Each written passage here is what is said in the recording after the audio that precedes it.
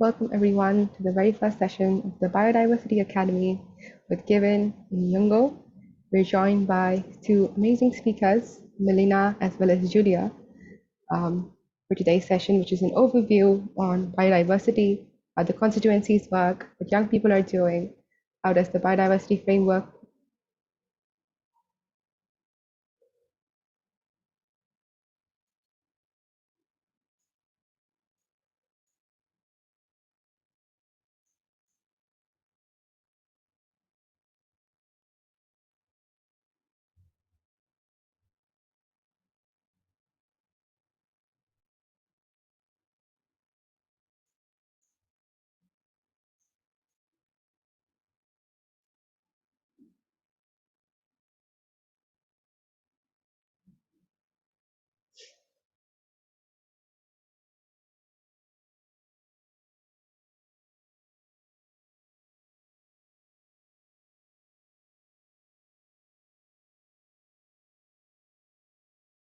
sorry for that, I think one of the controls was enabled. But yeah, welcome everyone to the very first session of the Biodiversity Academy. We will be starting with a small introduction about Youngo. I'll be sharing my screen now.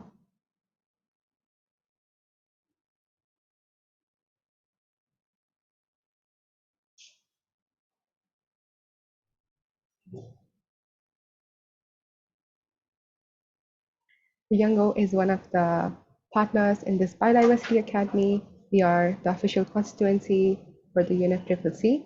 We started, and the conception was in 2011 for the constituency, and we started our work in different domains, majorly in the climate space and intersections.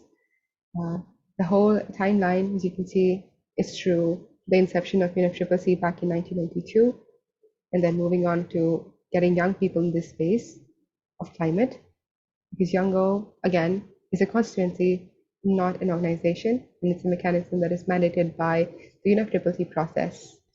Our mission and our vision comes together for advocacy, awareness, knowledge and capacity building, as well as having different ways of lobbying and collaborations between different young people, youth groups, because in the end, our vision is to work collaboratively to make young people sit in this UN table and work for decision making so that it's taken seriously and our mandates are taken seriously. The whole process goes on as we are one of the constituencies as CSOs, along with Bingo, Ringo, all these different coalitions under the UNFCCC. It's for the children and youth, where again, the flat hierarchy, as well as the ways of taking equal voices and consensus is something that we abide ourselves by. We believe again in youth action and different ways of mobilizing people and coming into platforms. We would also be there at COI and COP, so we welcome you there as well. Again, our work focuses on not just lobbying and policy, but also working in local and regional spaces, working in corporations with different networks, partnerships, and again, bringing voices of young people to the local level, governments, international spaces, etc. How this works is you have the focal points, the GCT, as well as working groups working in different thematic areas, as well as individual organizations that together comes to become Youngo. One of those working groups in one of these thematic areas is the nature working group, whom I'm representing right now.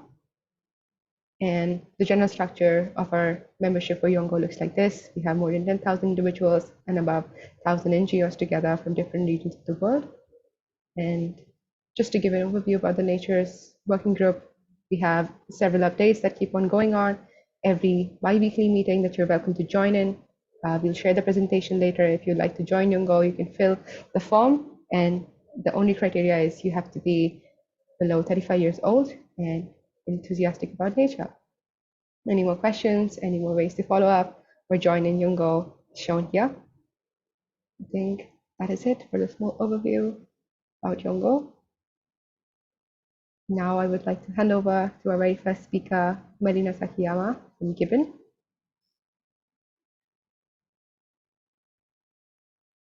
Melina, are you there? Yes. The floor is Hi, yours. everyone. Can you hear me? Yes. Yes? Oh, good.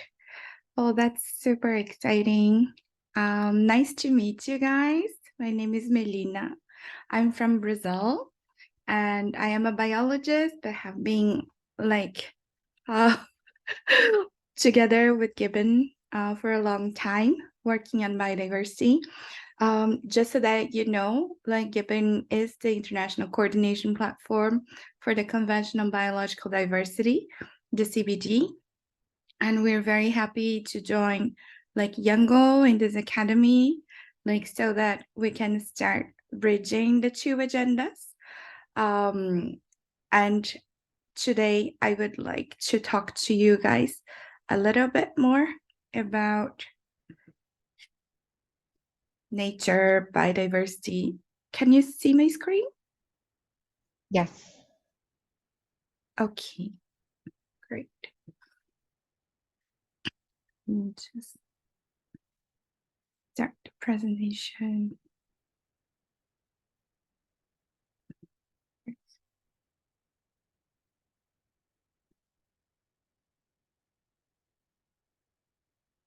Okay, you can see it, right?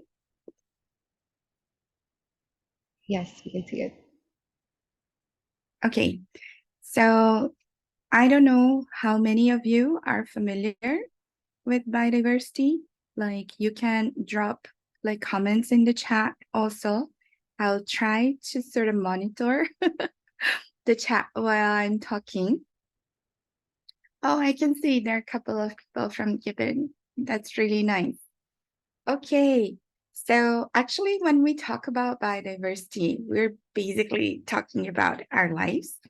I know that like our society is a little bit weird in the sense that we tend to look at things like in a very separated and very kind of like silent way. But like nature is not like that, right? So I would like to start our talk with a little bit of a reflection, and I would like you guys to think a little bit about things or like whatever things that you think you need for your life to be alive, to your future.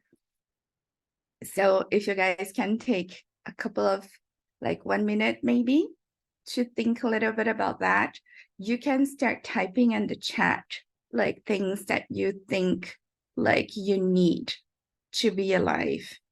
And like it can be anything, you know,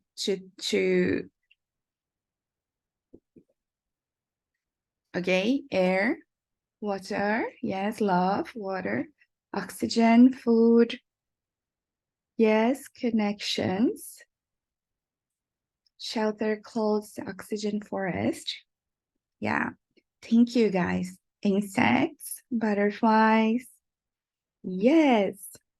So like a lot of you guys have been mentioning like things like air, water, oxygen, like ecosystems. And so you guys can see already some of the connections, right? So like things like a stable climate for us, like pollination, like food, um, like clean water. So those are things, yes, your cat and love, yes. So those are things that are really like dependent upon the ecosystems that we have in the planet, right?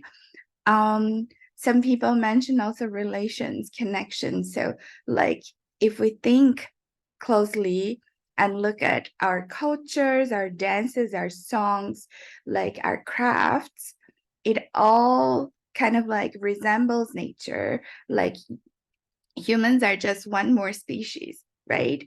And we are part of the web of life, us realizing it or not. And therefore, like a lot of how we relate to each other and how we relate to the environment that we're living on depends on nature. It's related to nature. We understand ourselves as a species based on this like belonging to this web of life, right?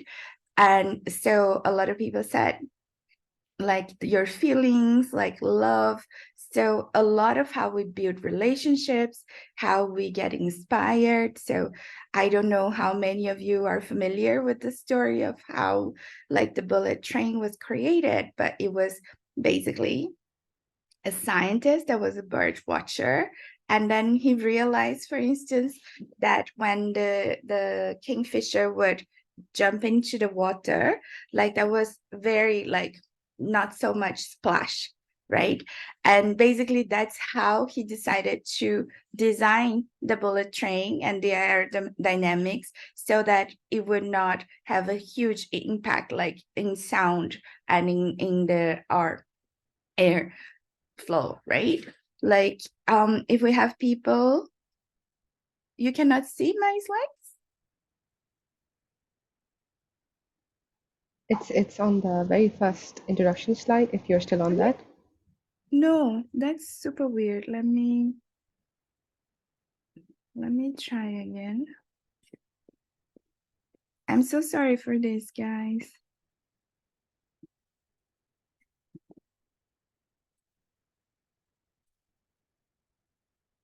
Is it changing now? Is it a different slide? Yes, it's a different slide now. Yeah, I just could. Is it changing? Yes, it's changing now. Okay. Yeah, so I'll just go back a little bit so that you guys see what I was talking about. But like I was just mentioning, if there's anybody from Spain here or Barcelona, and this is a famous building in Barcelona that was built by Gaudi.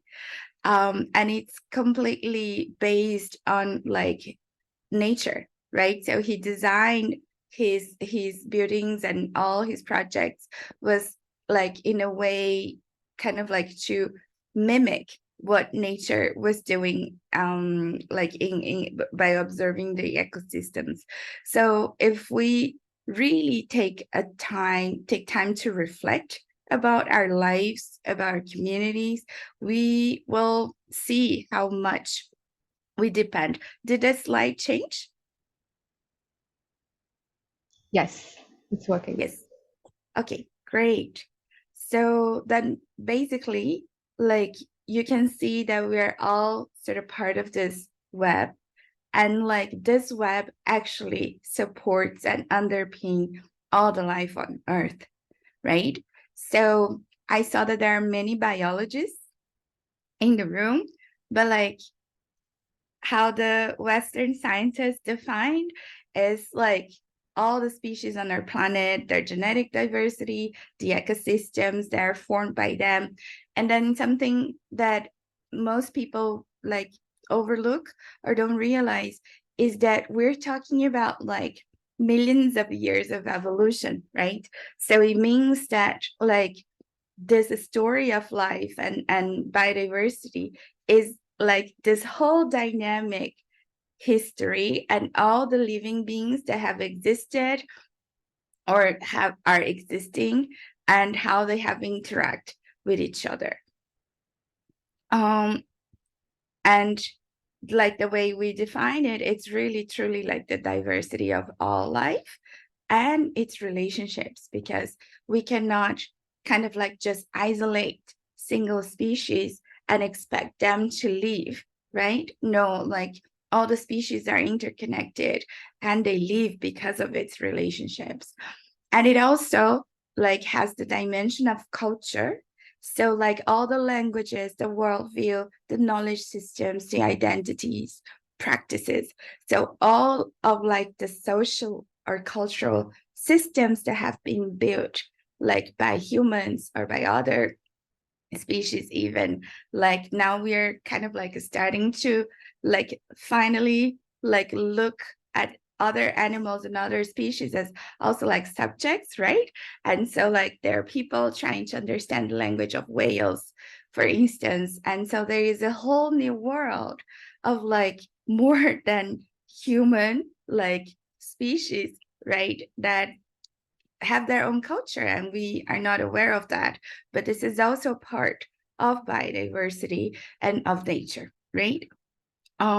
We should not forget also that like most of the biodiversity on Earth, so most of the species, most of the diversity are found in the lands and waters. They're managed, owned, and under the control of indigenous people and local communities.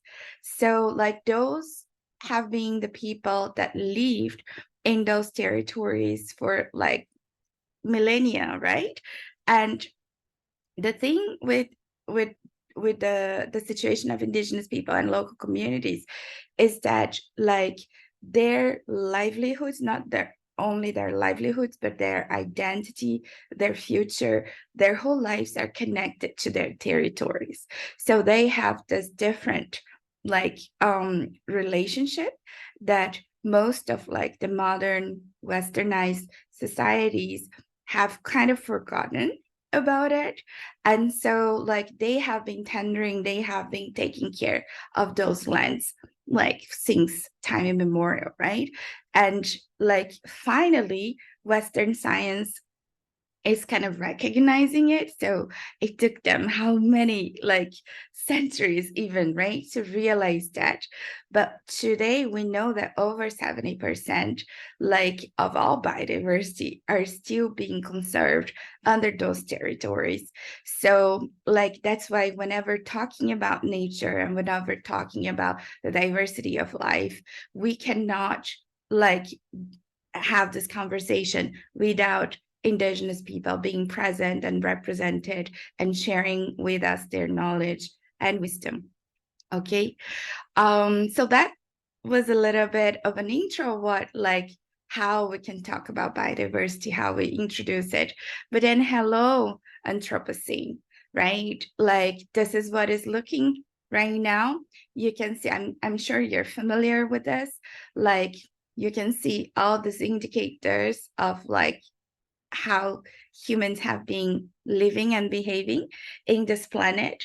And then you can see that it was just before after the Second World War that you have like an exponential increase of all of this like indicators, which like you see on one side like social economics, but the other is like really natural physical sort of like indicators and their consumption, right, or their exploitation. And we know like what this means to our planet. I mean, we are facing some of the realities like you guys like understand, like especially in the context of climate change, like we're seeing all this like disasters happening, like floods, forest fires, like acidification of the ocean and so on, right? Like but that we cannot just talk about that as just like, oh, this kind of like disbalance and consumption of resources. Like everything is in within a social and cultural context, right? So like everything that we are consuming and exploiting is being consumed and exploited in a very unequal way, meaning that the distribution of the benefits and the bearing of the cost are completely unbalanced, right? And then frequently we see like the benefits going to certain parts of the world and in the hands of certain groups of people, right? While the other groups or the other parts of the world need to face like the consequences and the impact of that consumption. Like we are living in a world where like we can see, like we can put all these billionaires in one screen, their photos in one screen, and basically they control like over half of like all the world's money, right?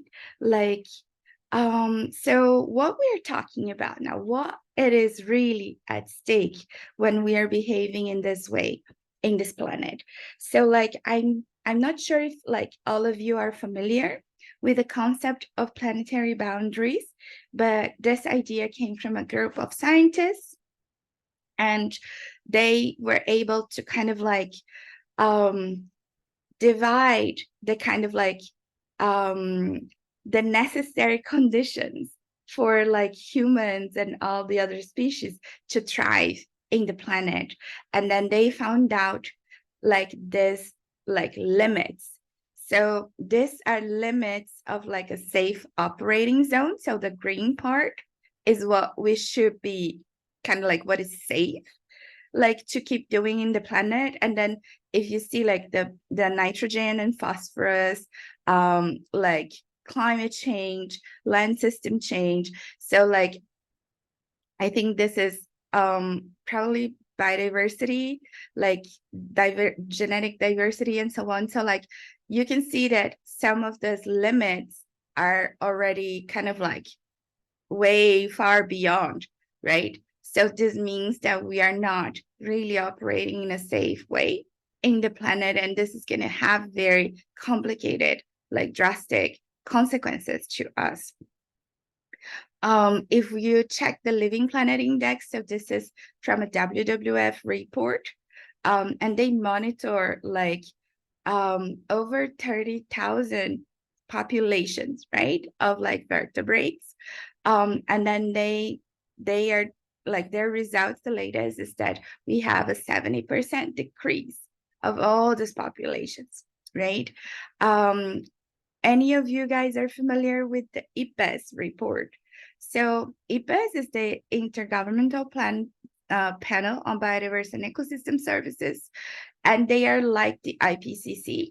So it's a scientific panel that like compile the best available knowledge. Mostly is still like Western scientific, like academic knowledge, but IPBES has started to be able to kind of like understand other knowledge systems and have indigenous peoples experts into their work. And then they released this like global assessment of the stage of nature of like globally. And then like there is like, that's when they got like that we have like 1 million species on the brink of extinction. So like this is also from IPBES, is the concept of nature's contribution to people. So like before people used to like use the term ecosystem services, but like this term is being kind of like better accepted because it takes into account like indigenous people's perspectives. And then if you look at this graph here, like you see that we have all sorts of different contributions we get from nature, like regulation of air, climate, like fresh water, like, and then here is kind of like more materials, energy, food, like medicines, and these are the non-material. And then if you see all the arrows here, they are all pointing down, meaning that like all the services are being compromised, except these 3 arrows here, which is energy, sorry, food and materials. And so what does this mean to us, right? It means that we're basically like exchanging all the other services just to get these 3 things over here. So we're just basically converting everything that we need for just these 3 things, right? And I mean, this is exactly what we're doing. We're taking huge patches of like forest with like huge amount of diversity and then substituting it with monocrops, right? Like we are kind of wiping out all the diversity on Earth, meaning all these different contributions that nature gives to us, like, and all its complexity, and then just basically transforming it into things, right? And let's not forget that it's not like just the species, the other non-human species we're talking about, like the people that live on those natural areas, people that are still living like in harmony with those ecosystems, like they are the ones at the front lines.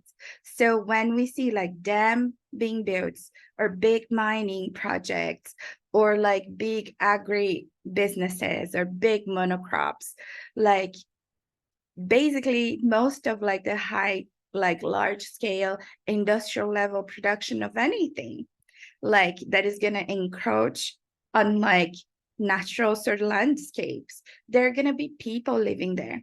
And those people are going to be at the front lines. And so this is a report by the Global Witness, and they monitor the number of like activists, environmental activists, they're killed like every year. And these are only the ones that are officially reported. Like I come from Brazil, and I know that this is nothing compared to what is actually really happening, right? And I think many of you like understand the circumstances. So like frequently like people think that it's just land, right, that is being kind of changed and developed, but it's not. It's people's territories, it's people's lives, right? And so we cannot forget that. So that already gives you a very clear perspective of inequity and injustice. And for instance, like I'm a biologist. So when I was at university, like this was not mentioned so much in a biology course, right? You just kind of focus on the natural, kind of like very natural sciencey things, and then leave all the social, political, economic, cultural problems out. And I think that's most like that is a very kind of complicated way to understand the environment, because in the end the problems are caused by the inequalities that underpin like our exploitation, right? Again, like 62% richest people on the earth, they have the same wealth as like the poorest 3.6 billion people, right? I mean, this is really like not, it should not happen like this. So like when we're looking at the world right now, we're not just facing what like the media is calling like the triple planetary crisis of biodiversity, climate, and pollution. No, it's like a much bigger, huge, sort of like multi-dimensional, multiple cascading crisis. Like we're talking about an ecological debt. So we have an ecological crisis, like we have a climate debt, we have like a historical debt, right? Like because this level of exploitation, this enterprise of like over exploitation, it started like during colonial times, right? Like most of the people living in the South are still facing like the consequences of colonialism and imperialism, and our institutions, for instance, are extremely fragile because of those like systems. We are also talking about an intergenerational debt. So like what we are going to leave for future generations, or even our generation, won't have anymore the same privileges or the same advantages like the past generations, right? I think like a lot of people like in our age struggle to find jobs and struggle to like be able to have the same as what our parents had, right? And so like what now? So basically like we are in the middle of this huge sort of social ecological crisis, and like we see a lot of people talking about solutions, but the reality is that there's no single solution for what we need to do. Like the whole system is failing, the whole system is collapsing. So like it is really time for us to embrace complexity, like, and to kind of like understand deeper all those layers of the current socio-ecological crisis that we're living, and to try to see what are the inflection points. So where can we get the biggest impact in order to change the system, right? And so if we look at the drivers of biodiversity loss and climate change, for instance, like, so usually most people would only focus on the direct drivers. So it's the land use change, it's the agriculture, it's like pollution, it's invasive species, all this kind of things. And then like it causes loss of species, and then climate as well. And then all these two things are connected, and it affects our human quality of life. But like there's still not enough studies and not enough focus on what are the real root causes. So what are the real inherent indirect drivers? And then they are going to be all within our institutions, like our economy, our governance, our culture, our technology. Does that mean that like all technology, our governments, like our economy is bad, like inherently bad? Not necessarily, right? Like it could have been better if we had like better value systems supporting those like institutions, the economy, the government, like culture, technology. For instance, if we lived in a society that valued justice and like equity, like most likely our governments, our political systems, our economy would not operate the way it is. But unfortunately, what is the max kind of like the most important priority that we have as a society today, right? Isn't it money?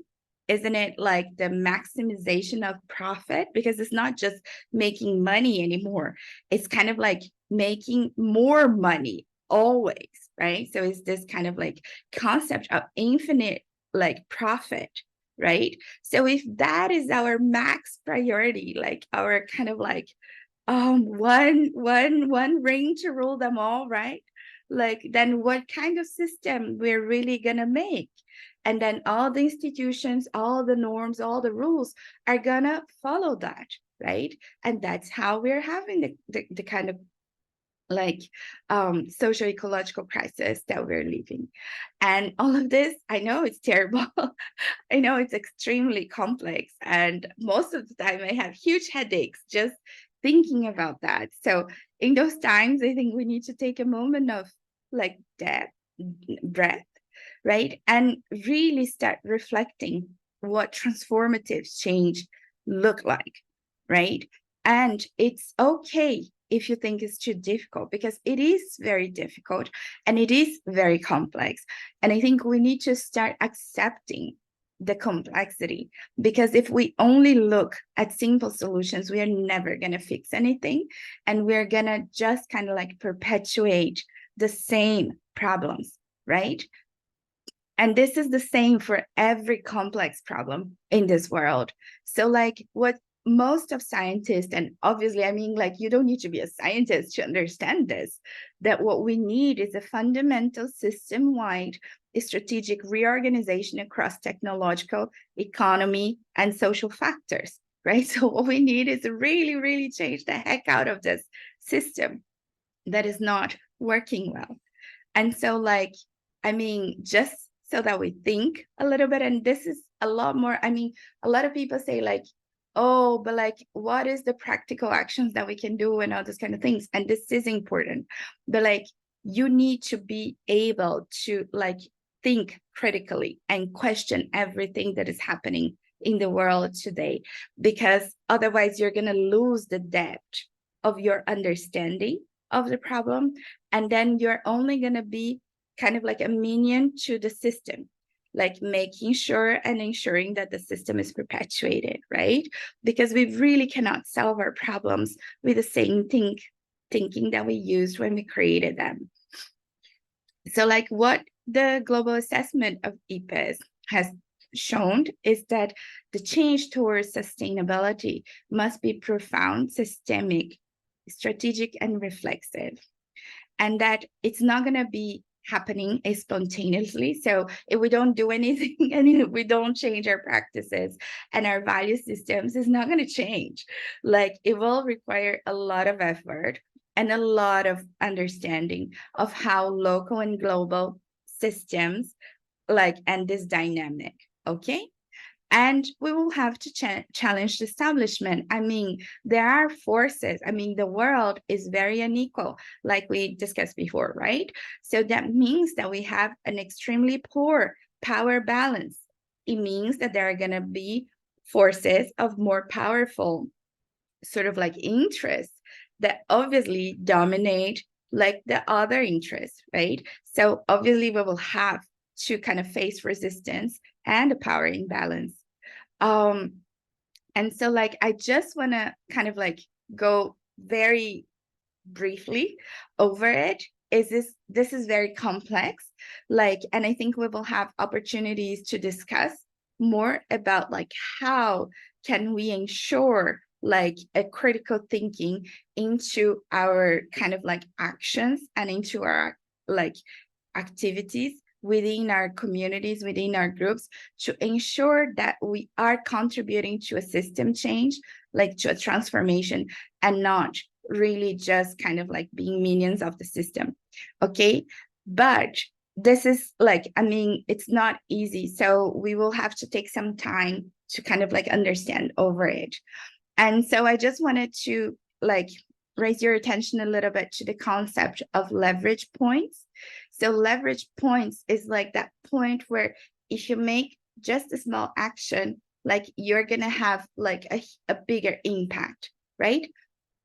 So it comes with the concept of a lever, right? Like you cannot raise like this big rock by yourself, but like if you use a leverage point, a lever, you might be able to. So basically, this is a little bit of the concept. So this has been published by the IPES Global Assessment.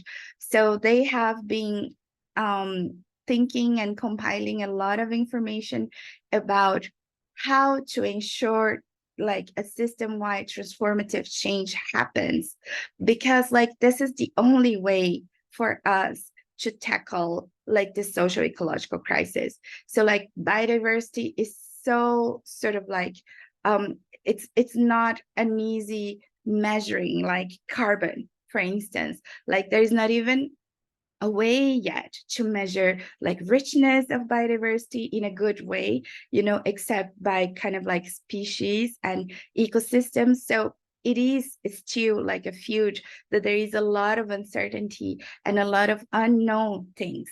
So like, how can we like ensure that this that we don't know, it still keeps there, right? Like, so they realized that in the case of biodiversity and climate also, like there's not going to be an easy, quick techno fix, right? So like all that discourse and narrative that like, oh, technology is going to solve everything, you know, like bullshit. Like, no, we will have to change the damn system. So they started to kind of like try to figure out which points and where should we concentrate like our actions and invest like our efforts so that we can kind of like accelerate this process of changing the system. And so these are like these leverage points here.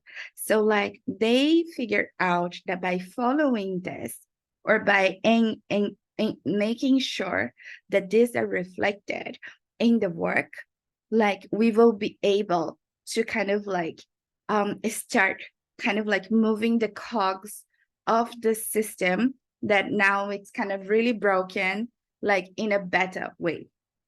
Okay, so I'm gonna just cover a little bit of those so that we have a little bit of an idea. But so it starts with, and like when you see it, you will see there kind of like basic thinking. I mean, it's very obvious sort of thinking, but obviously much more difficult to implement in this broken system. But for instance, like they call something like diverse visions of good life, because this has everything to do with the value systems that are underpinning our societies right now. So like communities around the world, they know different visions of what a good life is. So for a lot of the communities around the world, good life is not money, right? It's not profit. Like it's like health, it's like being together with family, with community, it's like enjoying life. Like, so like if we start to pay attention to these diverse visions of good life and start to integrate those into this kind of very Western profit oriented, we will be able to start changing our value system, right? Like then the second thing, like look at this, is reduce inequalities. So like they really researched and figured out that like inequalities are deep at the root of most of the problems that we're living. And so like exacerbated inequality, like kind of like worsen the state of biodiversity and obviously climate, right? I mean, so what do we need to do in order to fight inequalities, even as an environmentalist, even as a scientist, even as any kind of like occupation that you have? We need to start asking those questions and making sure that people are thinking about that. So who is winning? Who is losing? Who has access? Who has rights? Whose world vision matters? Is yours, or is like your politician? Is it like the company owner? Is it like, you know, young people? And why are those inequalities perpetuated over time? If we don't start kind of like attacking the issue of inequality, like from a multi-sectoral perspective, it's going to be very difficult, like for us to change the system.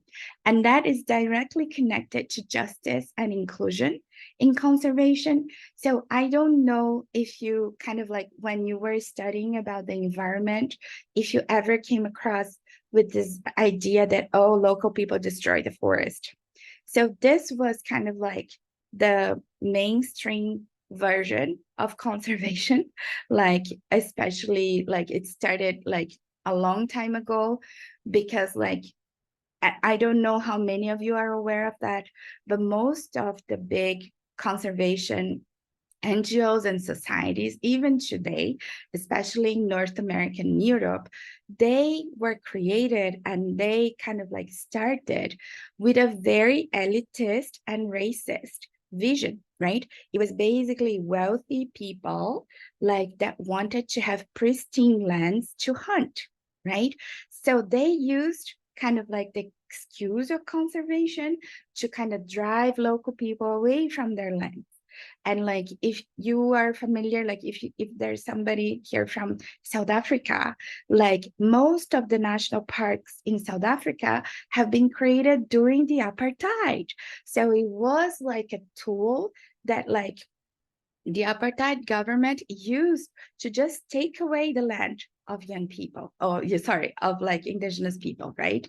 So like we need to repair all of that, and we need to kind of understand and change our notion that first, like local people and indigenous people destroy the forest, and second, like the forest is better with nobody inside, right? Because actually the most diverse forests and like ecosystems are in the territories of indigenous people, meaning that they have been tending their lands like for ages, right? And they did a great job because they still hold most of the diversity. So like there is no way we can talk about conservation or like talk about like land without including the views of indigenous people. I had a couple of like mentors saying that like if you're talking about like ecosystems and conservation without a social justice perspective and without like land rights perspective for indigenous people, then you're just doing gardening. You're not doing like kind of like you're not an environmentalist. So the other leverage point that they kind of like highlight is the issue of telecouplings or interconnections, but basically is the fact that we are all living in a very complex system. So for instance, if you are kind of like eating meat, like in China, right? Like you're gonna have an impact in places that you would not imagine before. So for instance, like if you're drinking coffee in like Europe, you might be having impact not only in the countries that are producing coffee, but in all the countries that are part of like the distribution system or the production system. And like you might be driving all sorts of different impacts everywhere. So it means that like we need more knowledge on the kind of production chains of everything, and we need to have much more awareness of where all the impacts are, so that we are able to take the best decision in how to tackle those impacts. Okay, so basically this is the concept. And then it is about sustainable and just technology. And I think especially now we are facing so much greenwashing and so much cooptation, like in the environmental space by like big tech companies, big oil, gas, like pharmaceuticals, and like all of them like kind of like really proliferate the narrative and strengthen the dominant narrative that, oh, we're going to fix everything with technology. So you people, civil society, don't worry, because us, the big brains, like are going to fix everything. And that is not true. Why? Because the technology that we're having today is also one of the tools to perpetuate the system, right? Like in a system that is unfair, unjust, unbalanced, what kind of technology you're going to produce? The same, right? So if we don't have a technology that is rights-based, that is precautionary, that is like democratic, that kind of like invites participatory approaches and like inclusion and all this kind of things, we're gonna have the same old elitist, profit-oriented technology that is not really gonna bring a lot of benefits, right? Most likely it's gonna exacerbate the already existing problems. Like some of you may have heard of like geoengineering, for instance, which is like really huge, mega complex, you know, like technology to try to tackle climate change. But that is kind of like only distracting us from actually reducing emissions, right? So it's like a really kind of like, and it is a powerful narrative, right? Because those kind of like companies have a lot of money, and so they can just kind of like, you know, put everywhere, like, and kind of like really strengthen this discourse, this narrative that technology is going to fix everything. The other thing is education. So like education is a very important leverage point for transformative change. I mean, it is the way to address values and behavior shift and value shift and so on. But also, again, the kind of education we are having in most of the places, like the kind of mainstream education, is not taking us there. It's not kind of prioritizing critical thinking, for instance, or like reconnection with nature, or even like reflection over our values and systems, right? It's just kind of making young people like minions and robots, kind of just replicating like thinking of the past and thinking that brought us to all these problems, right? So also, if we are unable to shift education and to kind of like recapture education and kind of like make it function again for the people and like for the well-being, the collective well-being, like it's going to be difficult.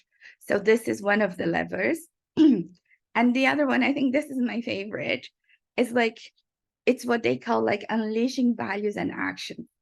So like they found out that actually individuals don't lack motivation. So for instance, like people don't want to do bad things, you know, like we all, for instance, we all wanted to eat like organic, or we want to eat things that are not going to cause impact to other people, and we want to like do good things, right? We don't want any of our actions to have impact on other people's lives in a negative way, right?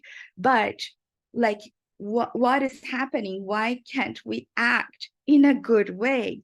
So it has to do with like the social infrastructure. So like the system that we have today doesn't allow us to practice our good, you see? Like the system we have today, like kind of reduce our options so that we can only keep doing these things that are impactful. And so this is very important because like it liberates us from the issue of like blaming the individual. So like a lot of like the powerful discourse, the mainstream narrative that we're living today puts the blame of everything on the individual. So they say like, oh, but climate change is the fault of the people that consumes and blah blah blah. Yes, but like, can you simplify those messages like this? No, right? Because it's not all the people the same, and it's not all the people with the same privileges, the same conditions, and the same choices. Like the kind of choices that we have as, for instance, youth, like especially in developing countries, is not the same as Bill Gates, you know, like, or like Elon Musk or whatever, this is super rich, right? So it means that we all have the same responsibility over it. No. And so this is one of like a very important thing of how important it is to stop with individual blaming and actually focus on the fact that if we had better social infrastructure, like programs, policies, investments, we all would have the choice to do better. But at the moment, we don't, right? And so the blame and the responsibility should not follow on the small people, you know? Like, so that's why it's so important that all the work that we do in the environmental issues is closely reflected with like social, economical, political, cultural thinking as well. Okay. And so like I'm gonna stop here because I think it's been too much already. And I just wanted for you guys to think about some of the things that we mentioned, like the fact that we are living all this kind of like hugely complex and interconnected social ecological crisis, and that how like really we need to start looking at the like root causes of that, and to really start to find leverage points within our work and within our communities that can truly bring on this system-wide change. Okay. And I think like throughout the next sessions, we're going to be kind of like going deeper into that. And like I've been asked to give this introduction about like the whole kind of social ecological crisis and how it's linked to biodiversity since it's underpinning everything. And then I hope like in the next sessions, we can start to look more closely what young people can actually do. And like we are gonna have a couple more sections explaining like the conventional biological diversity itself and like what GYBN is doing like in order as the youth constituency. So like I hope you guys keep up with us for the next session. So thank you so much. I think that's it. Yeah.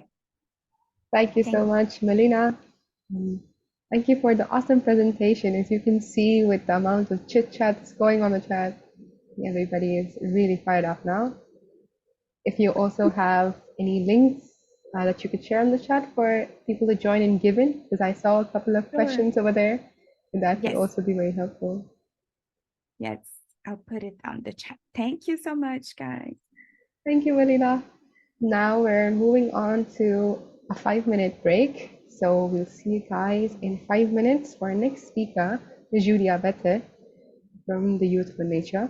So please grab yourself some water, some snacks, have a little bio break, and we'll see you guys in 5 minutes.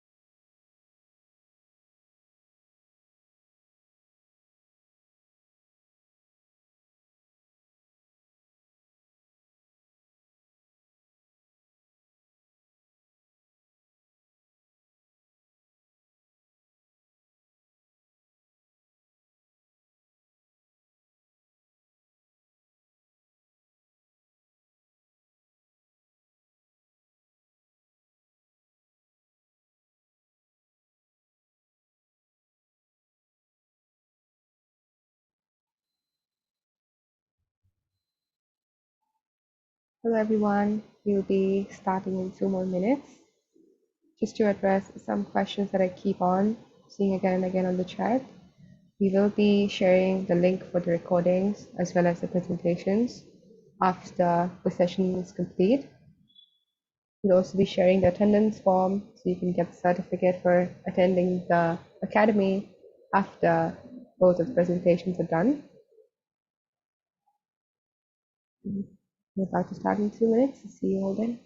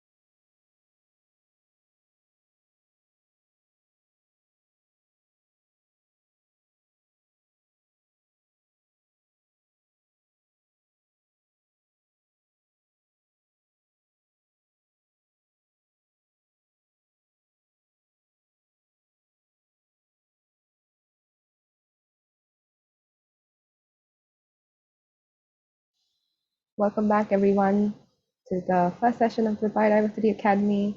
We now are going on to our second speaker of today is Julia Bethe.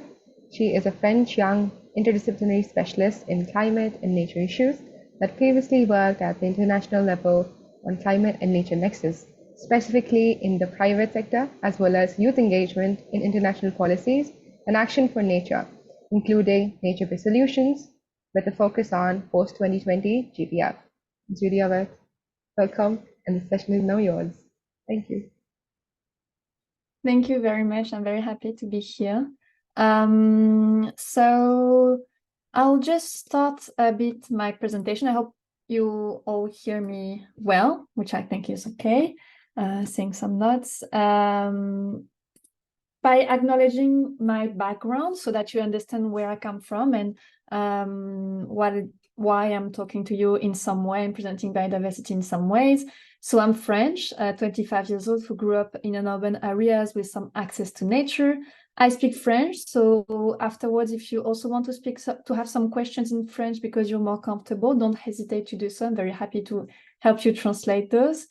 And my background is in history and biology and mixing social sciences. I've been working as global ambassador with Youth for Nature and Policy Lead for almost 3 years now. And I've been delegate to the COP15 and online for the COP26. And I've worked a lot with GYBN, Youngo, and Youth for Nature and the Nature-Based Solutions Global Youth Position. Currently, I'm working with the European Commission as Stakeholder Engagement Officer, so working a lot with research on biodiversity so far. I'll try to stick to 20 minutes. I've been asked to present to you the basics of biodiversity, some key elements and some references. The biodiversity is such a wide area. Melina presented you a lot about that already, and I try to present you and emphasize a bit also the links with climate change, as the COP28 is very close from now in a month only. It's important, I think, to understand some key elements from biodiversity related to climate change, and I hope that at the end of this presentation you will be able to understand a bit more why we talk about biodiversity and nature in climate change spaces and vice versa. So that's my main goal for today. I wanted to start a bit with a question to you all. I will switch the presenting mode. And my question is that you start taking 5 minutes, like 1 minute, to reflect on your own representation of nature, what nature is for you. Throughout my presentation, I will present you that biodiversity might not be the same for everybody, which might explain some approaches that are quite different when it comes to biodiversity. I hope the responses are open. Let me check. Yeah. Okay. So I'll give you 1 minute to just think about what nature represents to you from your own perspective, because I know that many of you come from different countries and from different places on Earth with different backgrounds. Okay. I see light. I see peace, source of life, which is right. Pachamama, which is a very different way to approach nature, different way from the Western ways of approaching ecosystem services. So what nature provides us as human species, ourselves as well, as humans are part of nature and biodiversity.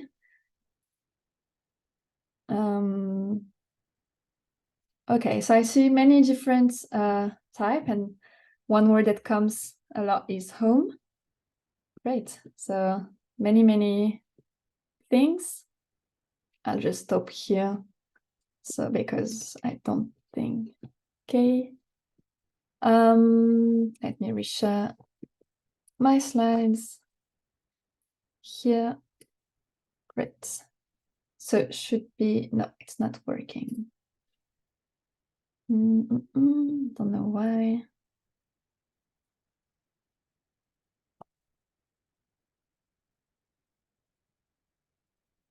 Okay, so just to start, I wanted to introduce you when we talk about biodiversity, what are we talking about?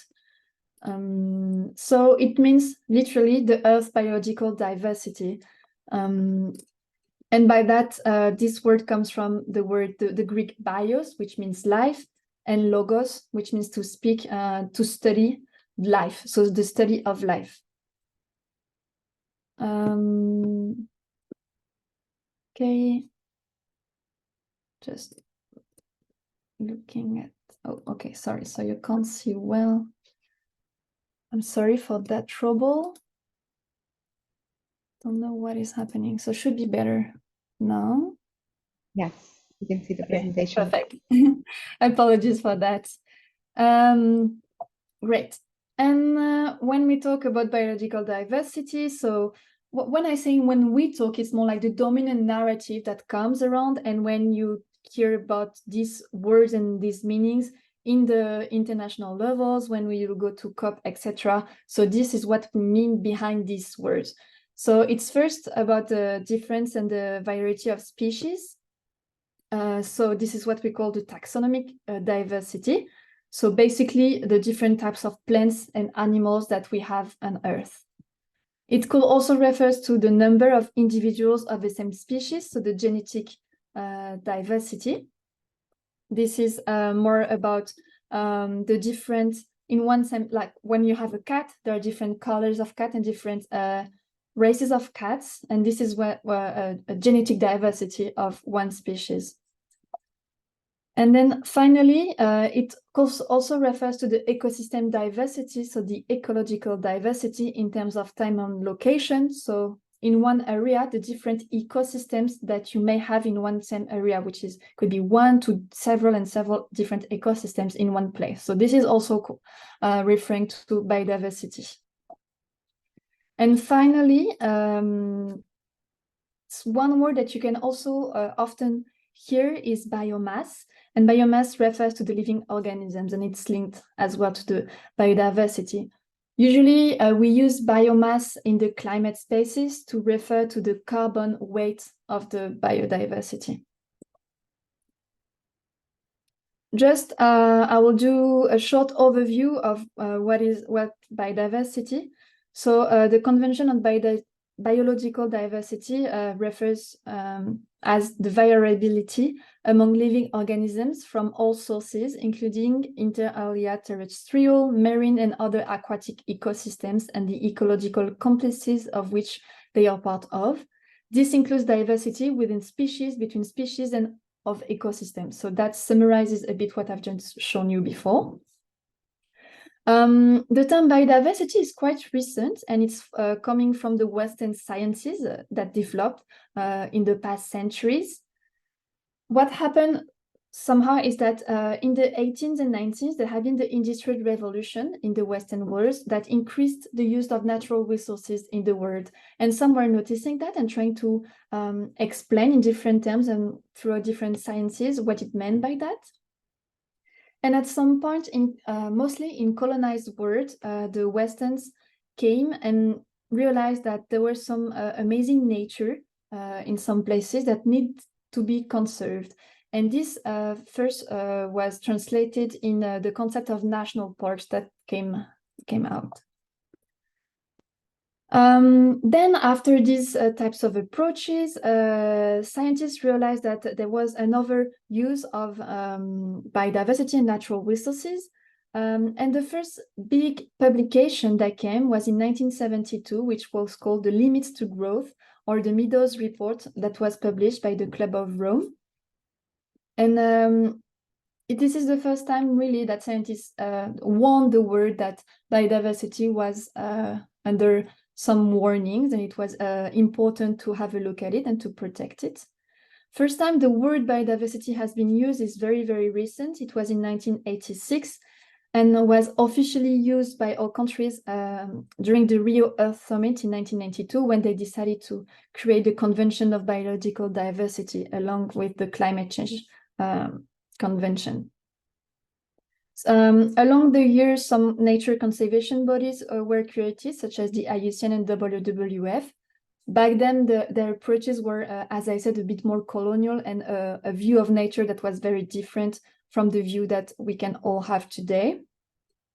And I've just shown you in the timeline that it was mostly from the science perspective, that just so you know, there are also other ways of warning about the use of nature, about the commodity, like how nature was destroyed and biodiversity was destroyed or just understood.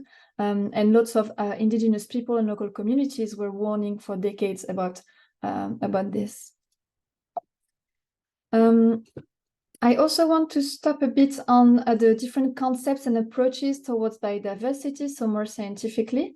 So in the 60s and 70s, nature was understood more as itself, so very outside of the perspective of humans being part of nature. And scientifically, it was creating the concept of species, habitats, and wildlife ecology. Then in the 80s and 90s, through a different international catastrophes, such as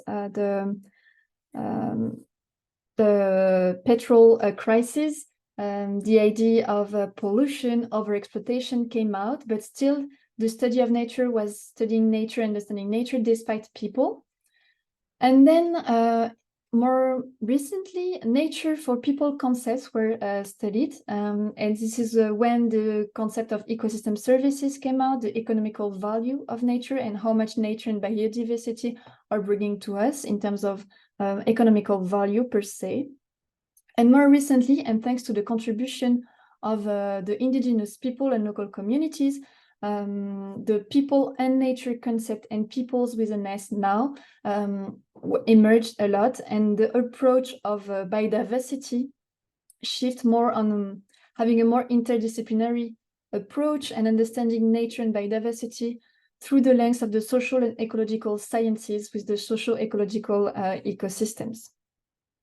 From there, so Melina talked a lot about it, but there has been the concept of nature contribution to people that emerge, and the values of nature as well. On a side note, the values of nature are quite dominant, and these approaches can be also very well challenged and criticized by especially by the other groups and non-dominant groups. For instance, the values of nature so far has been prevailing. One view only has been prevailing, while people have different values and put different values on nature. Just before, when you filled the Slido, the Mentimeter, sorry, you've put different words on how you value nature, and this realize that even though we are all part of the same groups, of the youth group, because we have all different backgrounds, different perspectives. We all put different values of nature that are all very well balanced and equal, but still this is important to have in mind that not all values of nature are on the same level. And the one dominant, of course, view that, you know, is the one from the Western world and very patriarchal and colonized views of nature. Now I will just do an overview of biodiversity. So biodiversity is everywhere around the world and very unevenly spread around the world. Most of the biodiversity is in the equator regions.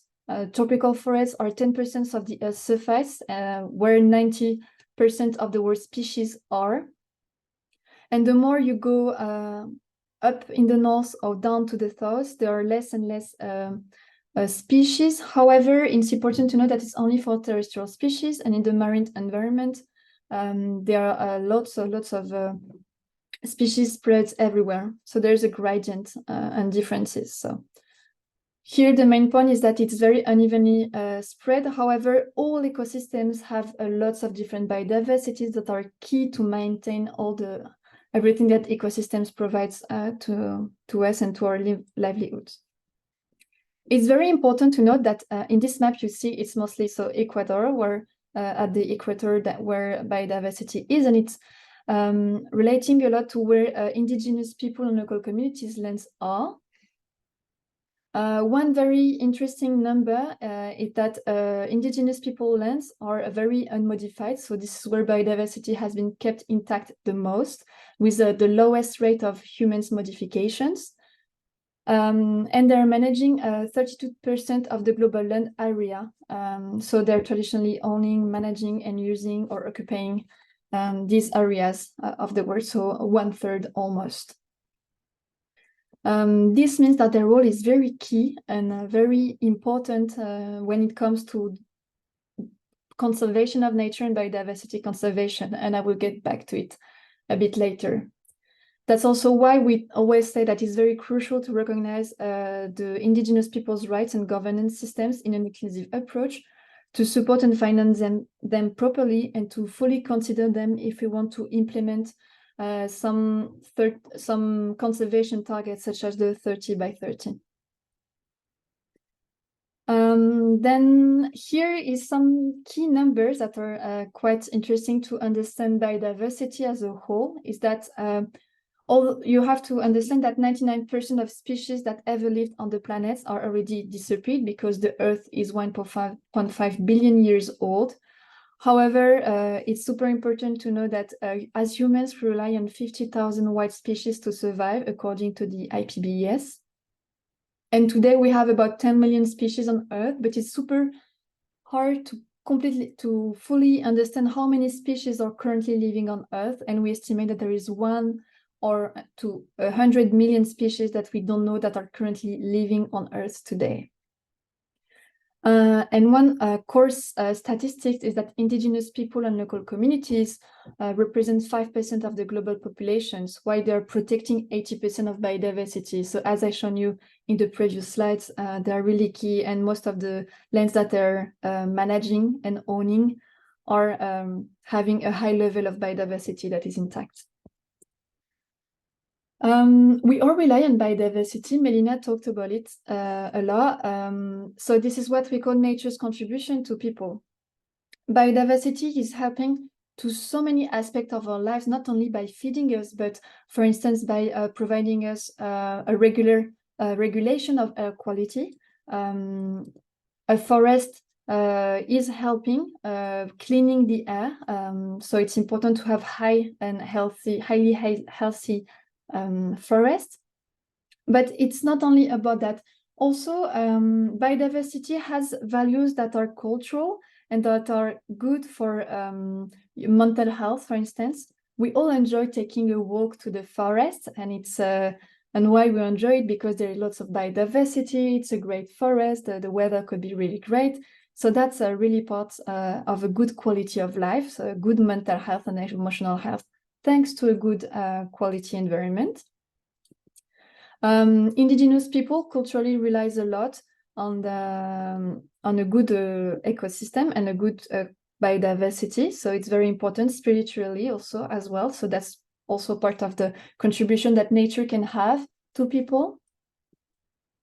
Also, a good biodiversity provides fresh water and a good quality of water that we all rely on, and agriculture as well. As I say, biodiversity provides us food, and it provides us a good health as well. A healthy ecosystem and healthy species, healthy humans are very important and relies all on the biodiversity dimension. And this is called One Health, the notion of One Health. You may encounter this word at some point in your work and when you are at the COPs. So this is what we understand behind the One Health concept. Just a reminder, all these concepts are very anthropocentric and centered around the human. So it's what nature brings to human, and it's really important to understand that when we talk about biodiversity and these contributions of nature, it's human is at the center. And some people might challenge that approach of nature. But I think it's really important to understand this vocabulary and these approaches because they are the dominant ones so far in the environment. So conclusion is that biodiversity loss affects us all and at all scales, because if biodiversity collapses, all the contributions nature have and that I just presented you cannot be sustained. And it's important also to acknowledge that the collapse of biodiversity and biodiversity loss will affect even more the non-dominant groups. So women, youth, indigenous people, local communities, etc. Very quickly, because Melina talked about it a lot, but we are currently in the 6th math extension called the Holocene extinction. And that is it's the first ever human-driven loss of biodiversity that the Earth have known. Some resources that you may look at to understand that and also help us as scientists understand how it's been working is the IUCN Red List and also the IPBES assessments. There is a loss of abundance in biodiversity, and the WWF Living Planet Index help us understanding that. And we're reaching some tipping points of the planetary boundaries on Earth. So here is you can see that since the 1970s, we have lost 69% of the abundance of biodiversity.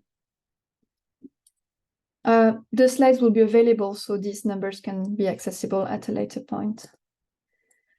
Now I want to have a look at the drivers of biodiversity loss. The 5 main drivers of biodiversity loss are the invasive alien species, so species that are not from an endemic ecosystem but are from the outside. Invasive alien species can be brought artificially, so by humans' actions, or unartificially and driven, for instance, by climate change migrations of species.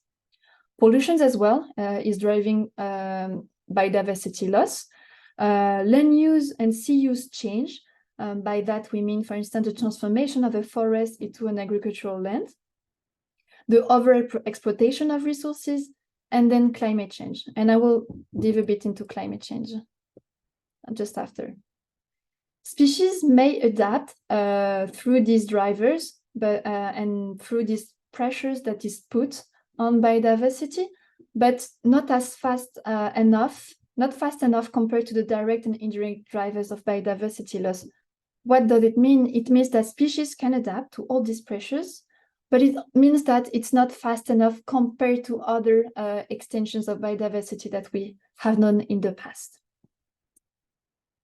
Then quickly, there are also indirect drivers of biodiversity loss, which are more social aspects.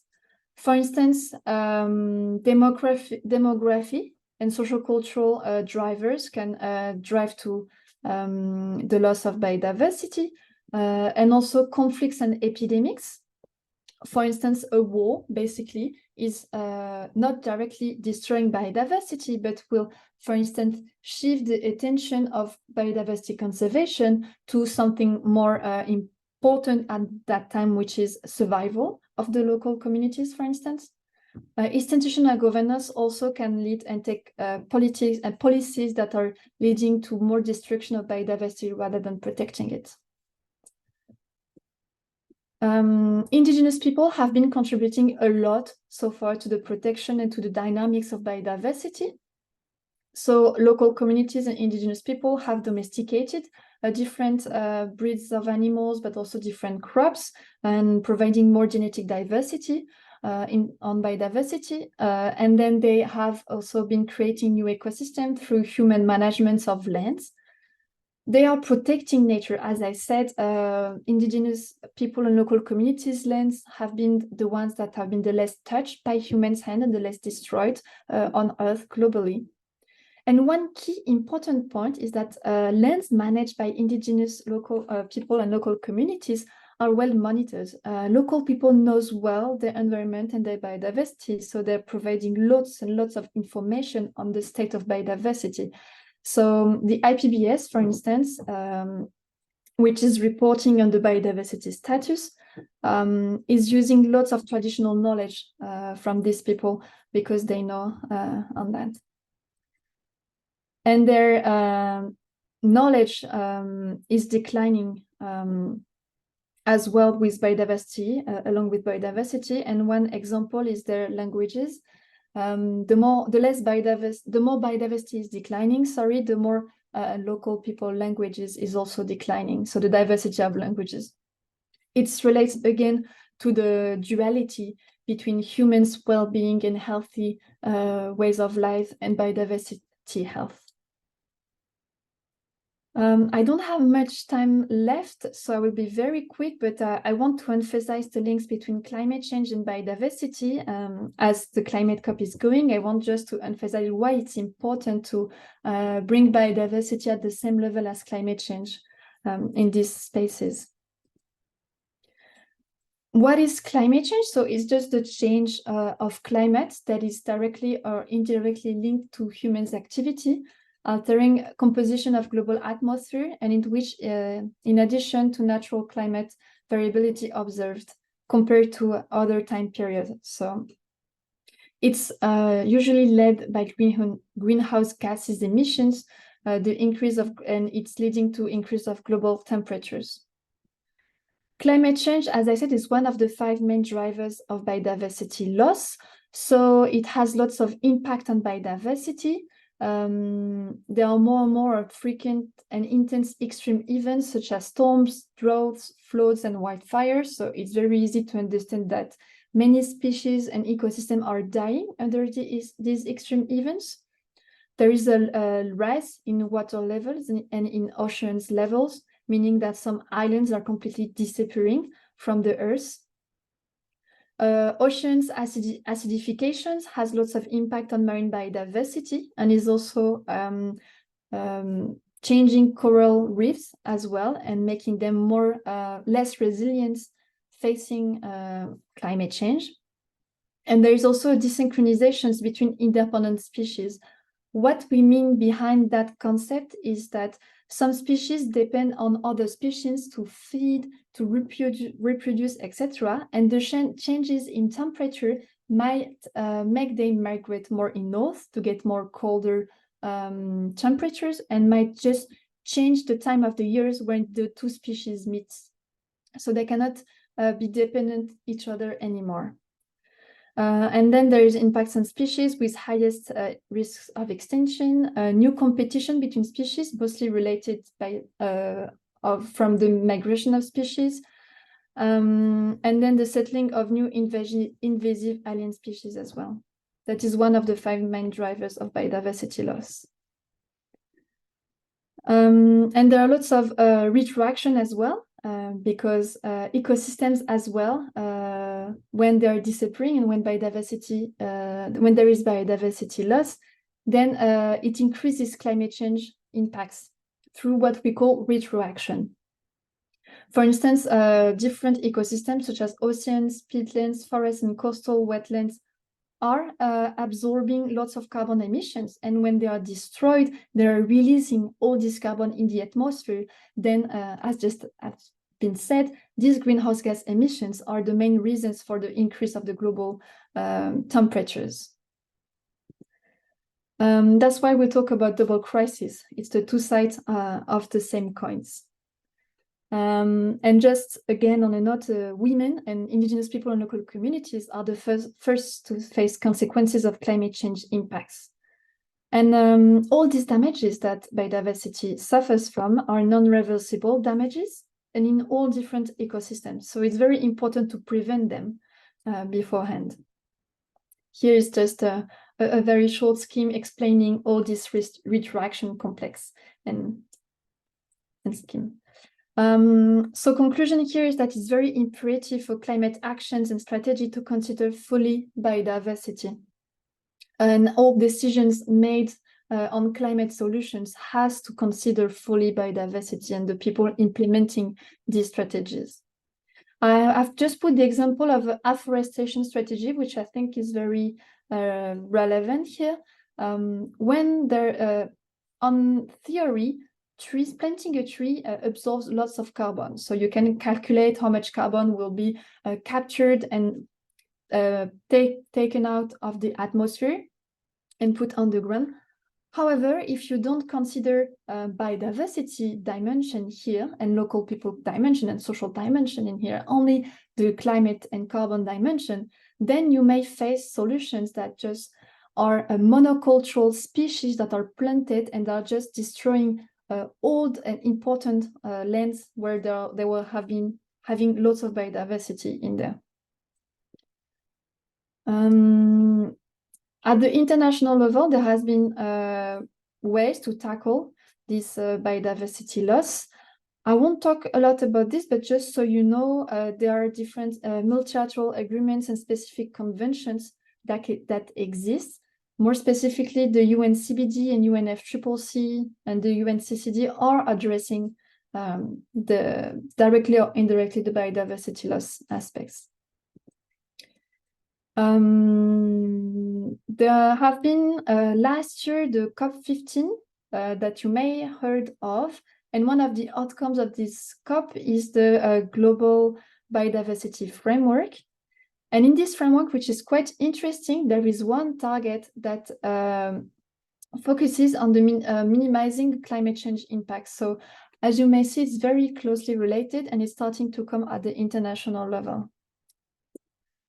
Also, one of the solutions that is sometimes brought when it comes to climate is nature-based solutions.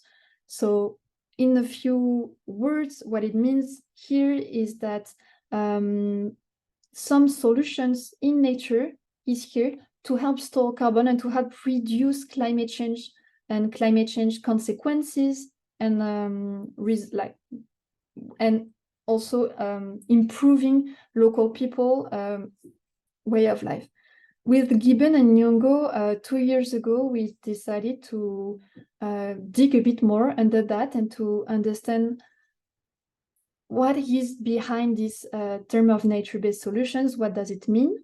And we released a survey that young people was able to do and to share what they were thinking about the global use statement, about nature-based solutions. And one interesting key message is that, and Melina also said that it's not new. All the practice and what people are doing for nature and for climate change are not new and were done by local communities thousands of years ago. And it's important that decarbonization is kept in mind when we think about climate and nature solutions. And the thing is, nature-based solutions and any other types of solutions that are brought, such as net zero, for instance, or nature positive, might easily fall into false solutions if you don't consider the social aspect of it, if you don't consider the environmental aspect of these solutions. So it's very important that biodiversity is not considered a side benefit. Very quickly, as use for nature, what we're doing is that we're bridging the gap between nature and climate spaces, and at the international level, but also at the local level, where we bring local solutions to this international level.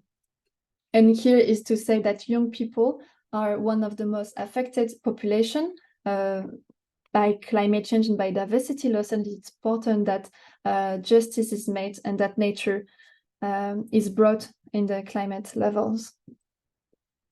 So in short, the solutions to the crisis, like this one solution is that youth, indigenous and frontline communities, and with nature and with accountability of frameworks are one of the solutions. And then very shortly, so Youth for Nature is a global youth-led nonprofit organization that is, as I said, in between nature and climate crisis, because one of our approach is to think that both crises are interlinked and it's important to address them jointly.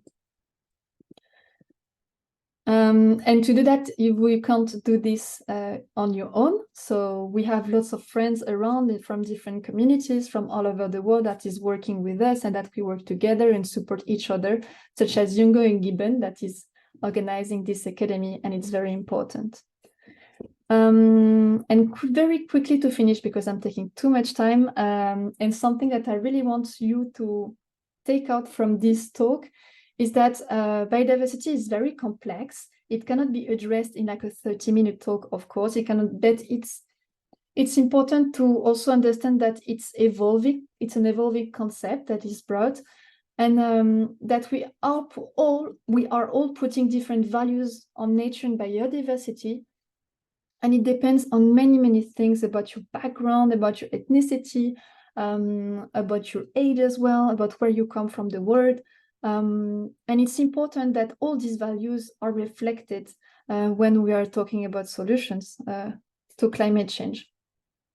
And it's also important that to keep continuing challenging and calling out the main dominant views of biodiversity and solutions to make sure that we are going into the transformative change that Melina just presented you.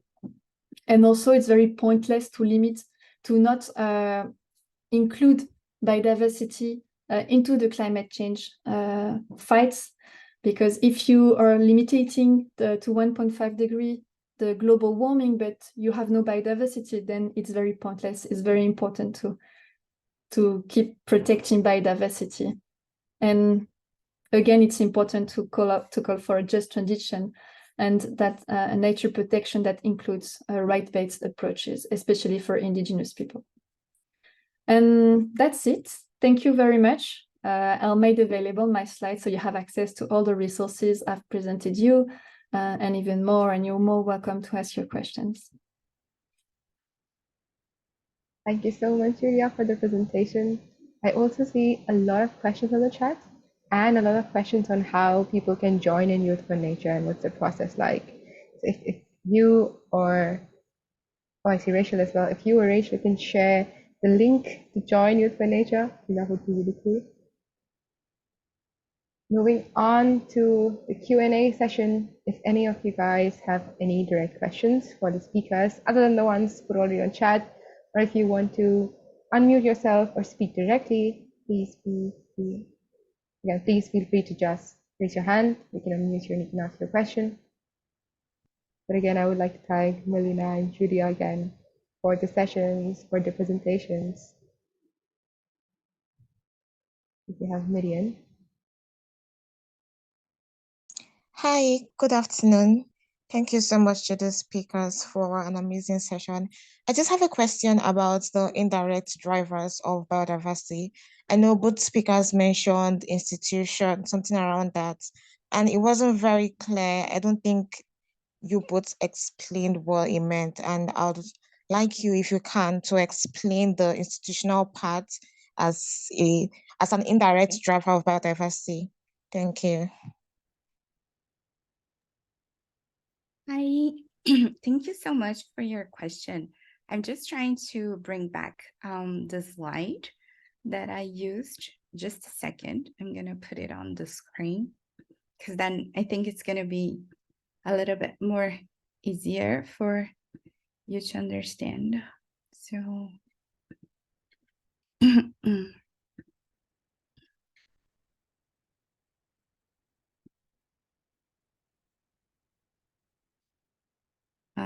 I'm struggling with it. Okay. here. Can you see the screen? Yes. Yes, so basically, I'm sorry, I think I spoke too fast. But like, so Julia really went like much more into detail on the direct drivers, which are things like agriculture, land use change, like climate change, and so on. So what I mean by like institutions, governance, like economy, like social demographic kind of like drivers is, for instance, like how are our institutional arrangements nowadays in our countries, right? Like we have like the government, and then like we have all the parts of the government, so like all the ministries, like then we have like political parties, like the congresses, parliaments, all this kind of things. So like we also have like all the companies, right? We have like public companies, but we have also private. So like all this kind of institutions, they follow certain values, right? So for instance, like if the values they are following are just kind of like profit or just kind of like economic development, right? Their policies and their decisions are going to be in a certain direction, right? But like if their priorities are like, for instance, different. So if you have like an institution, like, so for instance, like nowadays, now in Brazil, we have a Ministry of Indigenous Peoples. So like now this Ministry of Indigenous Peoples, their focus is to sort of like improve the situation of Indigenous people, right? So it's not just profit. So it means that like we have like some institutions in the country that can have like a different role into the society. And so depending on how powerful those institutions are, like their kind of priorities are going to be more kind of like more dominant than other priorities. So do you see what I mean? So for instance, the more institutions we have in a country or in the society, they're following like just profit kind of thing, values. So all their decisions and all their policies, all their programs, like will have in some way or another, like this kind of priority. And this is the type of like institutions that are driving biodiversity loss and climate change, but indirect, right? Because it's not, for instance, them that emit like loads of carbon, or it's not them that actually do the destruction of the ecosystems and so on, but like a lot of the decisions they take will lead to that. So that is more or less how it works with the indirect driver. So for instance, it's the same, for instance, with technology, for instance, so our infrastructure, right? So at the moment, we are building a lot of infrastructure, so like dams, roads, like power plants, mining, right? And that has a huge sort of destructive effort into the ecosystems.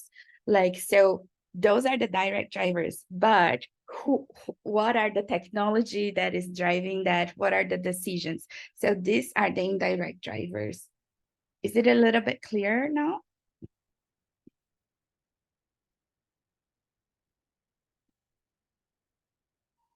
I see a couple of nods. And thank you so much, Melina, for again diving into this. The next question I'll take from the chat, which I see, Melina, you already answered one part of it. I was wondering what Julia also felt about the ideas and opinions on how to incorporate biodiversity conservation and preservation in urban areas. The attendee also talks about how urban development is rapidly ongoing. There are many controversial issues in living spaces and habitats, and they were wondering how both can be given importance side by side, ecosystems and human beings. I'm sorry, I haven't heard exactly the two points that should be considered side by side. Is it possible to repeat? Oh, yes, they talked about how ecosystems and human beings can be considered side by side, and they were talking about the corporate biodiversity conservation and preservation in urban areas. If either of you would like to elaborate on this. I can start a bit, and if you want, Melina, you can continue. But first and foremost, so half of the world's population will be living in urban areas in the coming years. So it's a very crucial point to address those. And one part of the ways to address that was to show that nature should be brought back into these urban areas. And one of the way is having a societal transformation shift and a shift in the ways of thinking and about thinking urban areas. We have many projects, for instance, in Europe, where scientists are considering how local communities are viewing their future and their ways of living, and also understanding that what are the basic human needs in urban areas, which has still again be having access to food, water, a good quality of air, etc. And the solution is to bring back nature. Many people are also putting on the light nature-based solutions in urban areas. That could be one way to solve it, which would have the benefit to improving healthy ways of life through good mental and physical health, but also having access to more locally made food, because as you know, the food system is one of the systems that is polluting the most and making climate change even harder. I think half of the greenhouse gases emitted from livestock, like livestock and agriculture, something like that. Don't remember exactly the number. So that is the way of having side-by-side the approach of nature and environmental and biodiversity in urban areas. So that's a broad, I don't know if it's responding to your question. I hope it is.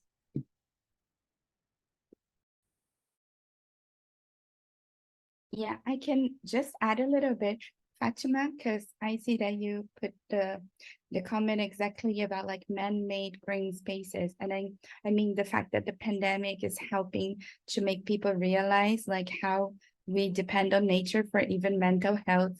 I mean, for all the basic things and for all the examples that I have seen around. And I have to say most of the examples are in the global north, are in rich countries that kind of like have the privilege, like in terms of like awareness of the people, but also not so much pressure from like the businesses, right? Because most of their natural environment is already very modified. So it's not like in countries like Indonesia or like, I mean, all the very rich biodiversity countries where you still have a lot of like natural environment. So there is like this biased view, but like from all the projects, it's started with a change of mindset. Like Julia was saying, like it needs to have some sort of like a grassroots movement within the cities and within the urban areas that kind of starts to kind of like ask for it in municipalities, so like in city councils and this kind of things. And so like, and then you need to kind of have partnerships with civil society organizations that wants to improve like the urban spaces and also like tackle, especially in developing countries, like the issue of sanitation and like illegal occupation of areas. So like urban sprawling and like slums formation and all this kind of things. So obviously in developing countries, it's going to be very, very, very challenging. But like us as young people, and especially as part of grassroots, so the civil society movements, we can start to kind of like make those demands at like municipality level and start kind of do what we call like civil society organizing, meaning like bringing together like different organizations that are interested in that so that you can start pushing it. And then you can start with kind of like pilot projects, especially around connectivity. Like a lot of the projects in Europe started with kind of like naturalizing the rivers again, because they all channel that up, right? So they kind of like kind of hit the rivers and then they made them straight. So a lot of like the cities now are working around the rivers. Thank you so much, Julia and Melina. I see two more hands. Muzere Duncan, I hope I'm pronouncing your name right.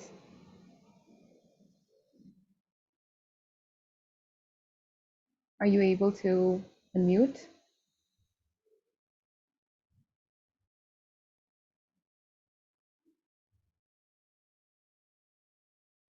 If not, we'll go to Hannington.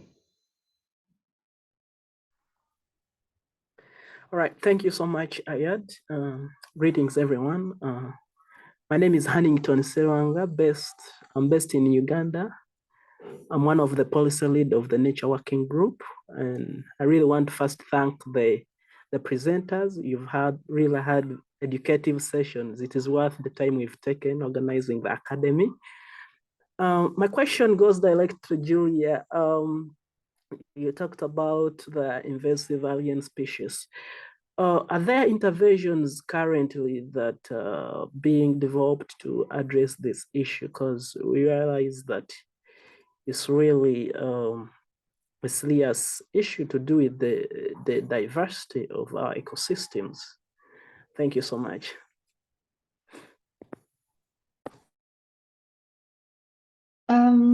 So addressing this issue, there are different ways, and it depends also on the origin of the invasive alien species. As I said, a species can be invasive due to direct humans' action, but also indirectly. Climate change is bringing lots of invasive alien species. For instance, lots of sickness, zoonoses are brought more north to some species and making it destroying local biodiversity. And for this, it's complicated to make sure how to address it because it's natural kind of way of this invasive alien species are brought. And one of the things is first to monitor and to understand the states of biodiversity and to monitor if there has been invasive alien species and then to understand how to address it. And there are different ways to address it. First, there are laws that are given and that are under the CITES, the Convention on International Trade of Species, where there are preventing some trades between species that are bringing new invasive species. Also, there's a way to make it forbidden to buy some species. I'm thinking about many plants that are now forbidden in different countries where they have been realizing that, yes, some plants are very beautiful in the garden, but actually they're not local and they're putting more threats in the local biodiversity. There are also ways of making sure that there are to monitor what are the entry points of invasive alien species. So there are the airports and also the ports that are where every day is many trades and many things are going through, which could be brought by humans like tourists, but also through the markets exchanges where species can be also exchanges. So it's one of the most complex thing to address because now we are in a world where everybody is traveling. It's a very globalized world where one thing can be made in one place, then go to another country to be continued, then that is purchased in a third country. Then it's the best way for alien species to be spread around the world. So I'd say that the answer is not easy, but there are some tools that are used mostly through laws, through regulations, and also through educating people, making them understand that when they are traveling, when they're purchasing species that are not local, it's threatening a lot and balancing the local biodiversity. Thank you so much, Julia. Melina, would you also have comments on this question? Or we can move to Xiao Sheng. I'm sorry for my pronunciation again. That's good. It's good. Thank you for both for presenting a lot of useful concept there.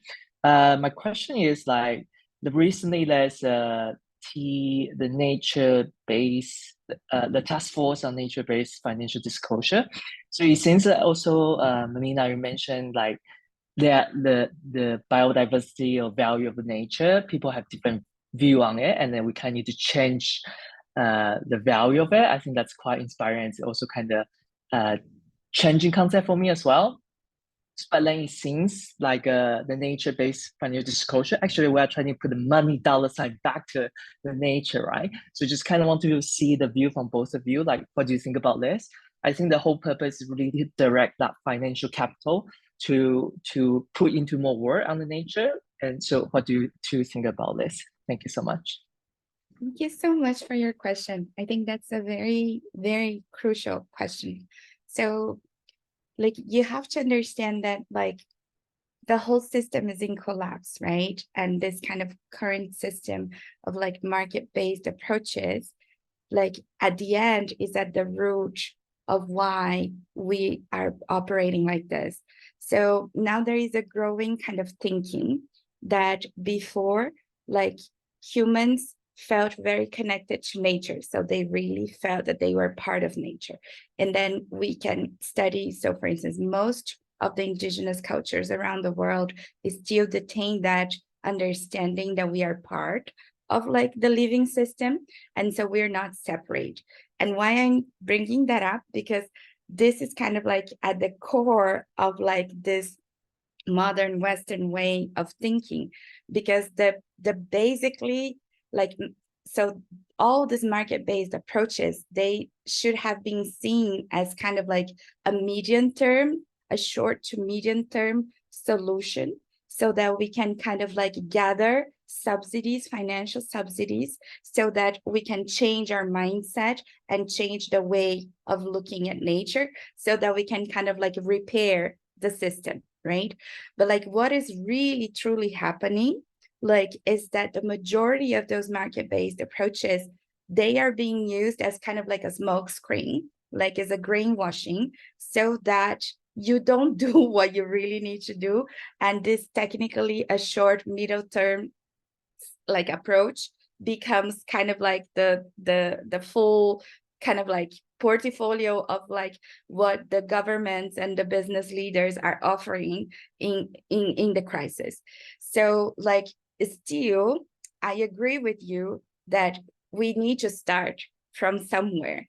And I think like it's not gonna work if we all like kind of push the world to kind of reconnect back to nature, when I mean like this is not something that you can just force people to do, right? Like you need to kind of change education systems, you need to change priorities, you need to kind of give access to nature to people in order for people to start thinking back in that way. So like you will have to think of kind of like a sort of step-by-step sort of approach.